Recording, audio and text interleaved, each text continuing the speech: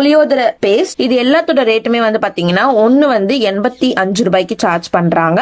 By one get one free ஆஃபரும் இருக்கு. So நீங்க என்ன வாங்குறீங்களோ அதே இன்னொரு பேக்கும் உங்க ஃப்ரீயா தராங்க. சோ 1+1 ஆஃபர் இப்போ போயிட்டு இருக்கு. பேக்கேஜிங் பத்தி சொல்லணும்னா பேக்கிங் வந்து ரொம்பவே நல்லா இருக்கு. ரவுண்டா ஒரு பிளாஸ்டிக் கண்டெய்னர்ல கொடுத்திருக்காங்க. அண்ட் ஃபர்ஸ்டே சொன்ன மாதிரி 1+1 ஆஃபர் இருக்கு.